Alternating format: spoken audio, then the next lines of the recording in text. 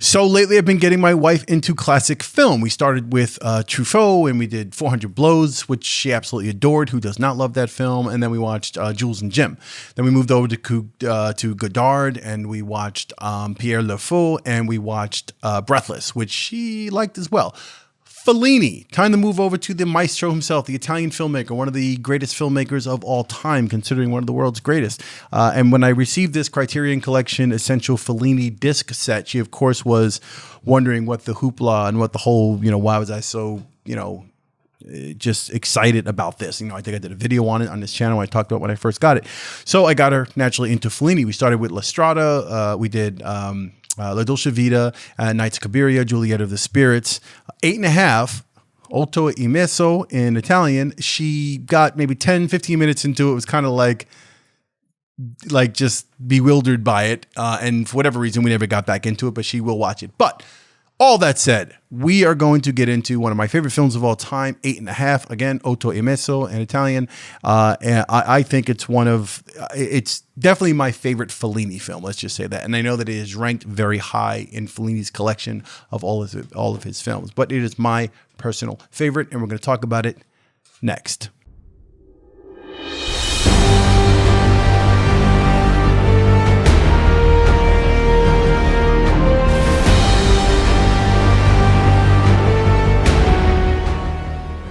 Welcome to my channel where I discuss everything film related. And if that's also your thing and you want to hear me talk about film and streaming content and collecting movies and 4K content and Criterion Collection stuff and geeky excitement over all these things, if you're new to the channel, go ahead and hit the subscribe button along with that notification bell so you know when I put up new content and you do not miss it. I truly appreciate having you here. So with movies, a lot of films you're going to particularly like because in some way you identify with them, right? Something about a movie resonates with you. It has a profound impact on you because of your personal life story or things in your life, things you've experienced or particular characters you've met, certain situations you've been in. And you see the parallels with, the things that take place in certain stories, certain movies that are also in your life, and the way you line up with certain things. That is the case for me with Fellini's 8.5. I have a few films in life. It's probably like 3 or 4 films that really impact me the most because of my personal, experiences that are also depicted within these films. 8.5, I'll tell you a really quick thing about this. Some years back, I worked on my first film, like a short film, and it was my first experience. I had written, directed. I was also in the film. it was ridiculous. I should not have bothered trying to do that. But at that time was a mess in my life. And, having written the script and then directing it, put a crew together, and then having a girlfriend at the time, but also, being with other women and dating one of the actresses and the unit production manager and having multiple affairs and just being a mess and being inexperienced and being, overwhelmed with the task and the responsibility I took on to myself as an artist, as well as the people that I brought onto this production, the people who were involved in it. And I did suffer a lot. I didn't even get the film completed. So there you go. So totally unlike Fellini, who's a freaking master, and this was actually not his first film, it was his 8.5 film, Otto E Mezzo. This is a story about a director played by the Italian actor Marcello Mastroiianni. He plays Guido, who's a director in this film, who is working on his next film. And he's suffering a whole lot of issues while trying to get this film made. The film opens up with him being at a traffic jam, and he's sort of like being like the walls are closing in on him. He's feeling congested and he's in this car and he's trying to get out of the car. He's trying to escape and he's like banging on the glass. Meanwhile, all the pedestrians, the people around him, the people in other cars and in buses and such are staring at him and looking at him. And you get this sense of, are they looking at him to see what he's going to do? Or are they looking at him wondering what's going on? Or are they looking to him for answers? Or are they blaming him for the traffic jam?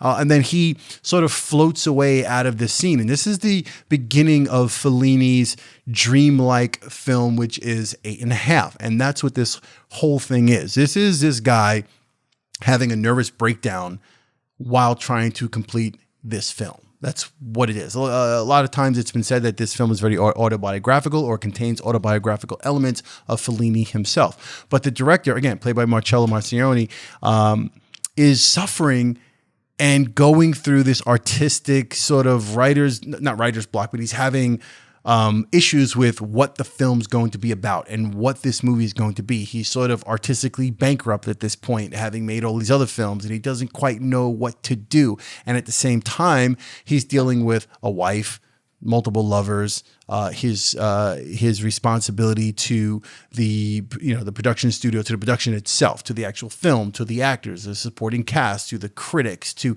everyone, to the church. And I use the word responsibility because this is pretty much what a lot, I would say half of what he's dealing with is that responsibility, both to himself as an artist, again, for him to come up with something, to create something that he really believes in, and for him to create something that has significance and somehow creates what's the word I'm looking for? Some sort of resolution to things in his life, right? He wants to complete something in a certain way, and he's feeling as if he can't do it. And on top of that, he's surrounded by all of these people. I left out a small part. In the beginning, he's like, when he has this like panic attack, he winds up going to a doctor. The doctor recommends he goes to this hotel kind of like spa thing to kind of relax a little bit. All the people around him are part of like the production. So he's got a critic with him. There's producers, casting people, and all these he invites one of his lovers to the set, and she shows up, played by the beautiful Sandra Milo. She's there. He has a wife named Anouk, played by actress Anouk Aimee. And she winds up showing up at some point in the film, and he's overwhelmed by everything that's happening around him and the responsibilities that he has to the whole entire thing. The critic wants to explain this, that, and the other. Well, you need to do this, and can you do that? And the producers want to know, can you do this? Can you do that? We need you to do it this way. We need you to do it that way. The casting wants to know, who are you casting and what's it going to be like? How's it going to be? Meanwhile, he's fantasizing about doing things a different way. He's fantasizing about what the perfect woman would be like. And Claudia Cardinale plays his like fantasy woman, and she plays like an actress later on in the film. He's thinking about the church and the responsibility to the church. He's got this thing where, this heavy, the Italian religion, Catholic religion and that upbringing. And he meets with a cardinal in the actual, the hotel spa. And there's this moment where it's, the responsibility, the burden is placed on him of, depending on what you do with the movie, you can have a really great influence on the world, or you have a bad influence. You can either create, good or evil. So he's plagued by that particular, by religion and by his past. He's plagued by the death of his parents, his mother, his father, how his father was buried and the way he's buried, and whether the tomb that he's buried and how it was set up. So he's going through all these things. And what you're watching in the film is this, Fellini depicts it all in this dreamlike, carnival-esque, Fellini-esque style. And right from the beginning, like I said, from the opening shot, from him floating away and kind of losing himself and wanting to just pull himself out of this entire mess and float above like a beach, and then he gets pulled back down into it. It's a dream-like thing. It goes from dream to reality, reality to dream, from the film to his mind, from his mind to the film. And it's just this wonderfully put together, again, carnival dreamlike thing with this man breaking down. And that's what you're watching, but it's so fluid and so elegant in its approach. The way characters come onto screen and the way they talk to Guido. He can be walking and someone comes into perspective and they're having a conversation, that they're shouting at him or they're talking about something, and he's listening, but he's also listening to someone over there. And then the perspective shifts from this person to that person, and this person ends up over here. And then it's this beautiful dance with the camera and with the characters and all of the things that are happening. And again, it's mostly Guido's perspective and at that attack of all these things happening at one time. And I think as an artist and dealing with some of these things previously, like I said, back when I was working on that film, you can feel what that's like. I think many artists know what it feels like to put the pressure on yourself to create, and then on top of which having others around you put pressure on you and trying to deal with that and being plagued by your responsibilities to all these other people. You get his situation with women. So he's got a wife, again, played by Anouk Aimee, beautiful Anouk Aimee. He's got the relationship with Sandra Milo, who is his one of his lovers. And it's interesting, I think many can relate to this, whether it's a family member or a lover or anyone, a girlfriend, whatever, boyfriend, whatever it is. There's a scene where she's supposed to be arriving. He invites her, and then when she's supposed to arrive and she doesn't get off the train, he doesn't see her, he's kind of relieved. He's like, oh, she didn't show up. Oh, okay, even better. But he's the one who invited her. But then she actually did show up, and he's kind of like, all right, damn it, she is here. So it's kind of like this weird thing, but he's dealing with women, and the way he does it sometimes in his mind is to escape and come up with versions of what he thinks these women should be, or how they should treat him, or what he thinks the ideal situation would be. And it's childish to a certain degree. And again, it's avoiding responsibility, because he has responsibility to his wife. He got responsibility to his lovers. He has responsibilities, again, to the film. And he's all over the place. And you watch this play out in this film. There is his take on women in general. Right? Many will say that he objectifies women and that he is a misogynist.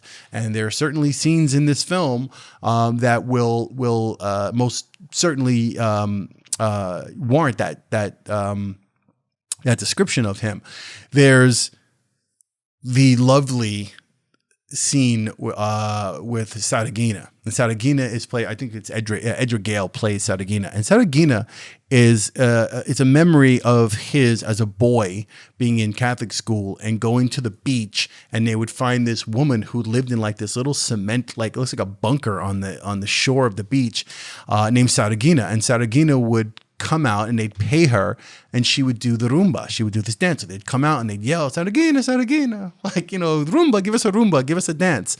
And Saragina, the first time she comes onto the screen, she's this like grotesque, large, curvaceous woman. I say grotesque, and I mean grotesquely beautiful. She's this striking creature that comes from like this hovel on the beach, like it's a cement thing. And she comes out and she has this crazy disheveled hair and these eyebrows. And she just looks, again, it's a grotesque beauty. And she's elegant in her movement. And she does this dance for the boys.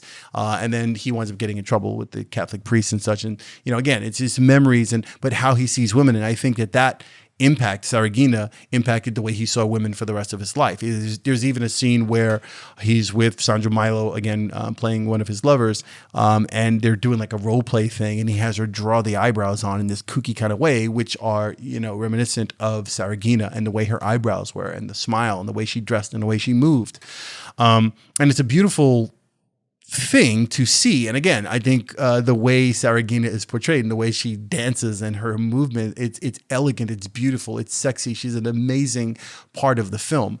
But it sets the tone for Guido's vision of how women are and how he objectifies them. And there's some other scenes. I'm not going to tell you everything. I don't want to give you all the scenes. I just want to convey that his take on women is throughout the entire film. That's what he's struggling with. He's dealing with himself as an artist, his situation with women, and this film he's got to make. And it is a absolutely brilliant masterpiece of work. And it is something that if you've not explored classic cinema, or if you're someone who has heard of the movie but you've never really bothered to watch it, I implore you to watch this movie. This is a beautiful film. If you are a filmmaker, if you're a writer, you're a young actor or something, you should most certainly explore Fellini and specifically explore this film.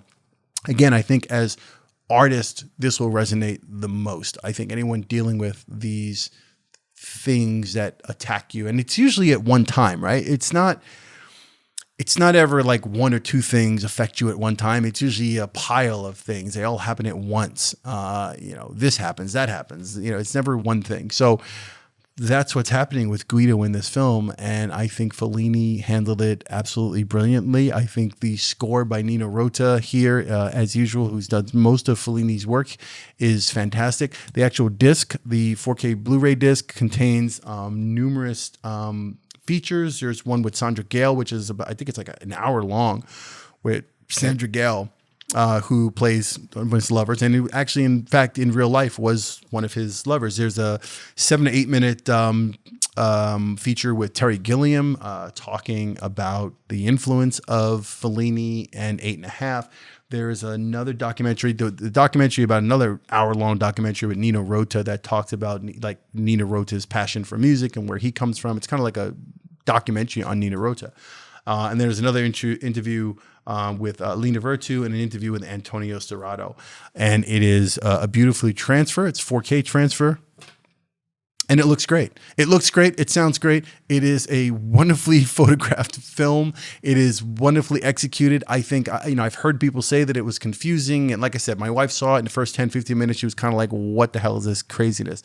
But I think if you're an artist, you're going to sink right into it and you're going to understand it and you're going to see like how it all plays out. So my recommendation, Otto E Mezzo, 8½, Federico Fellini's film. Again, if you pick up the Criterion Collection Essential Fellini, it is part of that. It's actually the 8th disc within this set. You could get the older version, I think came out, I think it was late 90s possibly. And that DVD or Blu-ray contains much of the same features and such. The transfer is not 4K though. So there's that. If you haven't seen it, you need to see this film. Okay. I can't recommend something more. It is one of my favorite films of all time. It is definitely my favorite Fellini film. I will get into other Fellini films on this channel from this particular collection. La Strada, Nights of Cabiria. Nights of Cabiria is my favorite.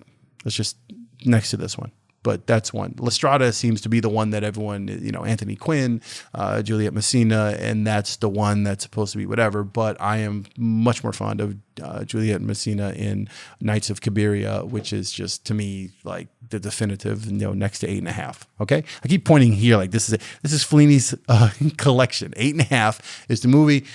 I'm done. I've probably worn you out talking about this film. But there's a lot of passion for it, and I definitely want to share that with you. And I hope that's the goal of this channel, whatever it's called nowadays.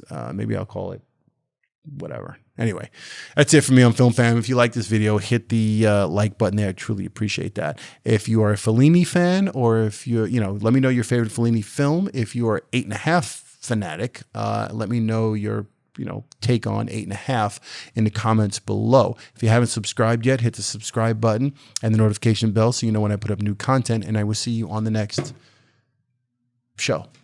Take care.